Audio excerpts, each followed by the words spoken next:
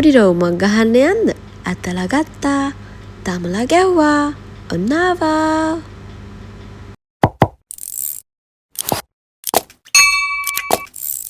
Hello my welcome back to my YouTube channel.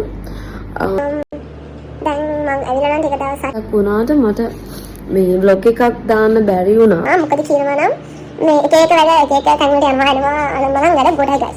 ඉතින් ඒ නිසා මම අද හිතුවා මේ vlog එකක් දෙන්න ඕනේ කියලා. හැබැයි මට vlog එක මුල ඉඳන්ම මේ වීඩියෝ එක ගන්න බැරුව sorry. මේ මොකද මේ තාමත් මට මේ පොඩි shy එකක් වගේ එකක් තියෙනවා මේ මෙහි ඉඳගෙන මේ vlog කරන්න. හරිද? එතකොට මම දැන් last වෙන්න ඕනේ. last වෙන්න කියන්නේ මට last වෙන්න ගොඩක් වෙලා හරිද? ඒ කියන්නේ මට කොහෙද ගමනක් යද්දී අනිවාර්යෙන් මුලින්ම නා ගන්න ඕනේ. ඒ වෙලට ඔක්කොම කරගෙන last වෙලා අපි යනවාද විලාසියෝ මෝල් එකට. ඔන්න ළමයි මම දැන් වොෂ් දාලා ආවා. දැන් දිනුට last එකට කිව්වත් වගේම නා ගන්න සෑහෙන වෙලාවක් ගියා. ඊටගින් මට ගොඩක් පරක්කු. දරුම අහන්නත් බෑනේ. ඒ නිසා මම දැන් ඉක්මනට last වෙන්න ඕනේ. මම හරියට දැන් නාලා එද්දි මම මෙතන last වෙලා ඉන්න ඕනේ. ඒක තමයි මගේ ටාගට් එක. කොහොම හරි මගේ අවුට්ෆිට්ස් ටිකත් මම ලෑස්ති කරගෙන මම ඉක්මනට ලෑස්ති වුණා. කොහේ හරි යනවනම් මගේ ඊළඟ පියවර තමයි guys කුණු ටික අරගෙන යන්නේ. ඉතින් මම කුණු ටික ඔක්කොම ගැට ගහලා ඒ ටිකත් අරගෙන ඩස්බින් එකට දාගෙනම තමයි කරවා එකට ගොඩ වුණේ. කරවා කියලා මම කිව්වට මේක තමයි මෙට්‍රෝ බස් එක guys. මෙට්‍රෝ බස් එකේ යන්න අපිට කිසි වියදමක් යන්න නැති වුණාට මෙට්‍රෝ කාඩ් එක ඕනේ. මොකද ට්‍රේන් එක යන රූට් එකේ තමයි යන්නේ. ට්‍රේන් ගමනකට සාමාන්‍ය රියල් 2යි යන්නේ. දැන් අපි අද කතාව ට්‍රේන් ගැන නෙවෙයිනේ.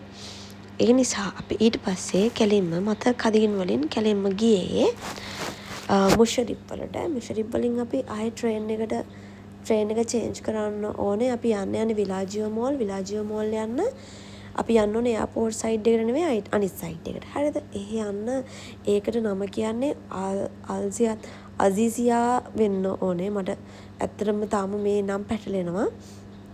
ඊට පස්සේ කොහමරි එතනින් අපි වාප් එකෙන් වේ අවුට් වෙලා තමයි විලාජියෝ මෝල් එකට යන්නේ guys. මම නම් දන්නේ නැහැ මේ තැන් වලට කියන අනේ දන්න කෙනෙක් ඉන්නවනම් මටත් මෙතන යටින් කමෙන්ට් එකක් දාගෙන යන්න. හරිද? ඉතින් කොහොම හරි අපි මේ විදිහට විලාජියෝ මෝල් එකට යන රූට් එකේ තමයි මේ ඉන්නේ. මේ ඉතින් මගේ කෝලං වැඩ. පේනවනේ. එහෙන් ගිහින් මෙහින් මතු වෙනවා. වැඩි ඉතින් ගණන් ගන්න එපා. හරිද? දැන් ඔන්න චුටි ළමයිගේ චුටි ආශාවල් තමයි මේකෙන් පේන්නේ. ඊට පස්සේ කොහොම හරි මම මේ විදිහට වීඩියෝ කෑලි ගොඩක් අරගෙන ඊට පස්සේ අපි පිටත් උනේ කෙලින්ම මෝල් එක ඇතුළට යන්න. එළියෙන් යනකොට මම හිතාගෙන ගියේ shopping mall එකක් හරි මොකක් හරි එකක් වෙන්න ඇති කියලා. මම ඒත් සුදුරේ කී යනවා මේක ඇතුලේ මෙහෙම දේවල් ගන්න පුළුවන් ඇති නේද කිය. අම්මෝ ගියාට පස්සේ නම් ඒක ඇත්තටම පිස්සුවක්. හරිද guys? මම ඒත් මතක් කරනවා මේ වගේ ප්ලේස් එකක් කොහේ හරි තියෙනවා. ඇත්තට මේක පාරාදීසයක් වගේ. මේ මම ඒත් කියනවා මේක හදලා තියෙන මේ අර ඒ වතුරේ යන්න තියෙන එක හදලා තියෙන එක දැක්කම මම ඒත් කියනවා මේ මට හොඳට මතකයි මේ වගේ සීන් එකක් මම කොහෙදී හරි දැකලා තියෙනවා කියලා මම ඔය හොඳට කල්පනා කරනවා. හරිද? කොහෙද අර මේ කියලා මේ මම ඒත් හිතින් මට මේක යන්න පුළුවන් වේද කියලා. ඒ තප්පර දෙකක්වත් මට හිතන්න වෙලාවක් ගියේ නෑ. අපේ සුදු ගිහින් ටිකට් ගත්තා මේ අපිට ඒක යන්න. හරිද? ඊට පස්සේ මට දැන් full happening scene එක. හරිද? ඊට පස්සේ මේ මම කොහොමත් හරි ඇඩ්වෙන්චර් සීන් වලට මං කියන කැමති.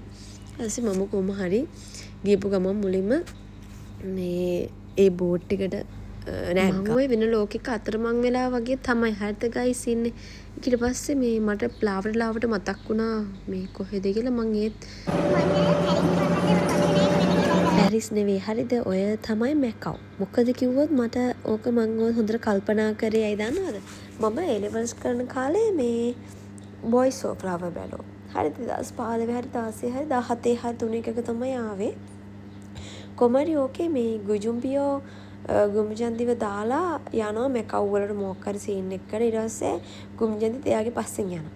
ඒ ගියාට පස්සේ ගුජුම්බියෝ දෙන්න පොඩ්ඩක් තරහ වෙලා ගුම්ජන්දි ඔය වගේ මේ බෝට් එකක නැගලා තනියම යනවා කල්පනා කර දුකි.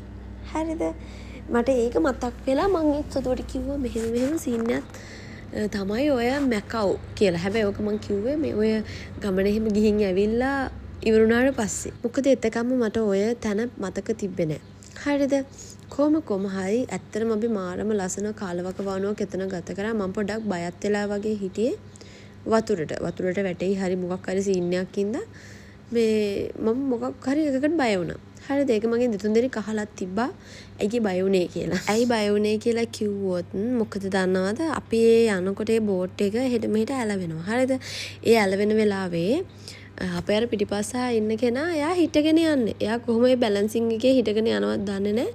මට ඇත්තටම බය හිතුණා එයා වැටේ කියලා. හරිද? අපි ආවේ මේ සැටර්ඩේ එකක ෆ්‍රයිඩේ සැටර්ඩේ කියන්නේ කොහොමත් මෙහි නිවාඩු දවස්. හරිද guys?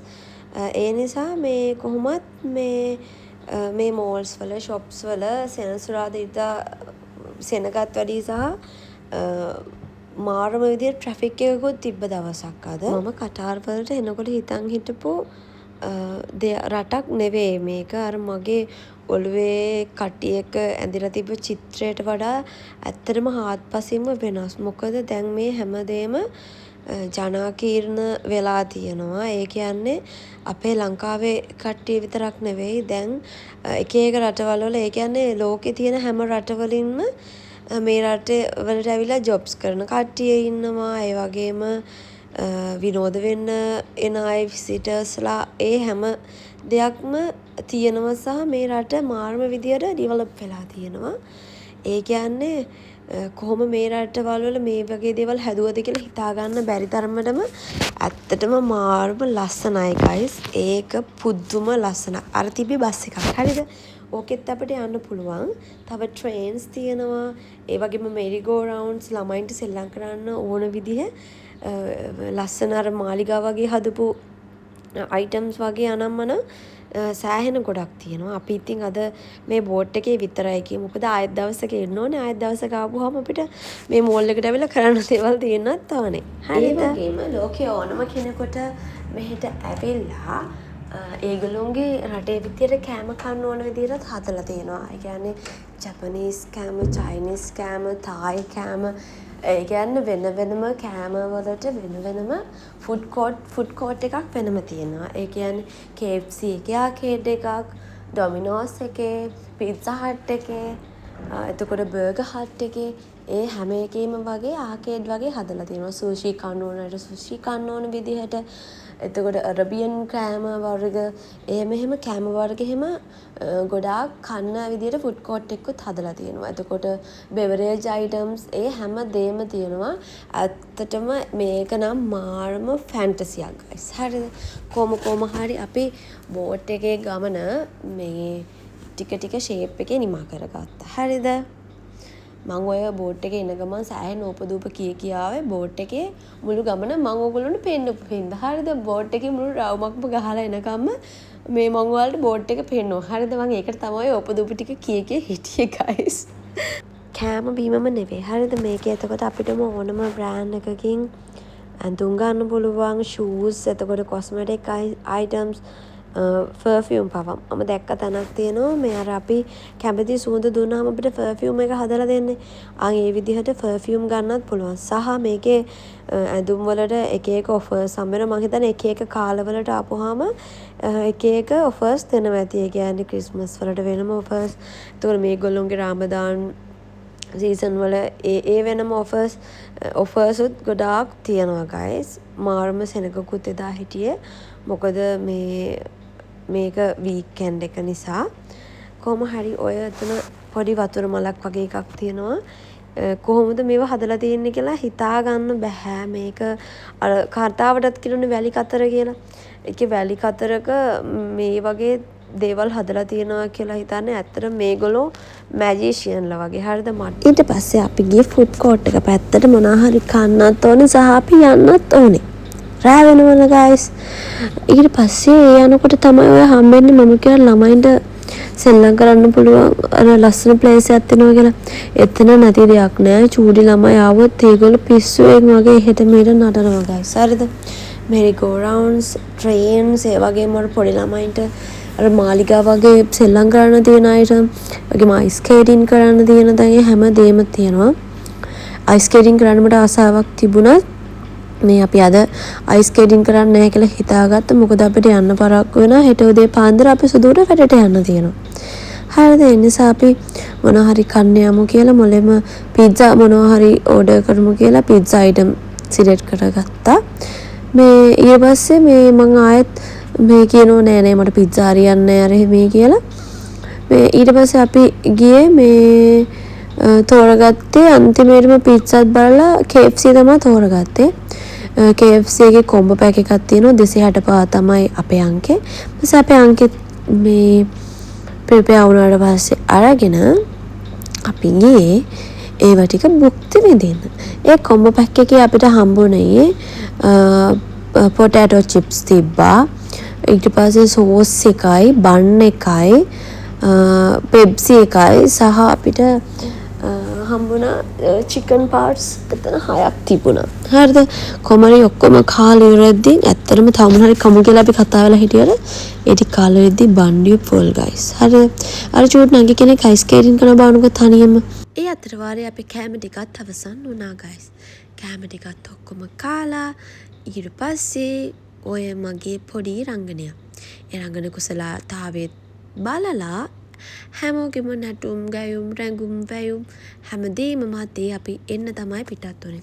මොකද අපි මෙට්‍රෝ ට්‍රේන් එකේ එන්නත් ඕනේ. මෙට්‍රෝ එකේ අපිට එද්දි දුර නොදැනුණාට අපි ටැක්සි එකක වගේ යනවා නම් ලොකු දුරක් ලොකු රවුමක් යන්න ඕනේ කියලා අපි සුදුමට කිව්වා. ඒ නිසා අපි ඉක්මනට මෙට්‍රෝ ට්‍රේන් එකට එන්න පිටත් වුණා. මොකද කිව්වොත් අපි ට්‍රේන් දෙකක යන්නත් ඕනේ ආසියාත් වලින් මුෂරීබ් වලින් තමයි අපි යන්න ඕනේ මතර කදීන් වලට. මතර කදීන් වලින් ඊට පස්සේ ආයෙත් මෙට්‍රෝ බස් එක අරගෙන තමයි අපි නිවස බලා පිටත් වෙන්න ඕනේ. කොහොම හරි ආයෙත් දවසක එන්න ඕනේ කියලා මම වටපිටාවේ සිරි නරඹමින් අපි නැවතත් ඒම සඳහා පිටත් වුණා ගයිස්. හරිද? මට තාමත් මේ රට ගැන එතකොට බස් ගැන ට්‍රේන් ගැන කිසිම දැනුමක් නැහැ. මම තාමත් ඉගෙන ගනිමින් ඉන්නේ අලුතෙන් මේ රටට සැපැමිණිය නිසා. ඒ නිසා ඕගොල්ලොත් මං දිහා බලාගෙන ඉන්න. එතකොට ඔයාලටත් පුළුවන් ඔයාලා මේ රටට එනම නම් කොහොමද අලුතෙන් රටට එන කෙනෙක් ජීවත් වෙන්නේ කියලා දැනගන්න ඉගෙන ගන්න. හරිද? විහිළුවක් කරේ. හරිද? ඔයාලට මට වඩා දැනුම ඇති. මං ටිකක් මෝඩයි. කොහොම හරි අපි ලස්සන වකවානුවක් ගත කරා. ඔය දූගෙන මම එන්නේ ට්‍රේන් එකට. ඊට පස්සේ ට්‍රේන් එකකින් ඇවිල්ලා අපි බස් එකේ තමයි ගෙදර එන්න ඕනේ. බස් එකෙන් බහැලා චූටි මීටර් 50ක්වත් නැහැ අපි පයින් ඇවිදගෙන එන්න ඕනේ. ඉතින් අද ලස්සනම හොරාවක් ගත කරා. බලන්නකෝ මගේ වීඩියෝ එක ලස්සනයි නම් ඔයාලා ලයික් කරන්න, කමෙන්ට් කරන්න, ෂෙයා කරන්න. ෂෙයා කරේ නැතත් කමන්නේ. මාත් එක්ක රැඳිලා ඉන්න, මාව සබ්ස්ක්‍රයිබ් කරන්න.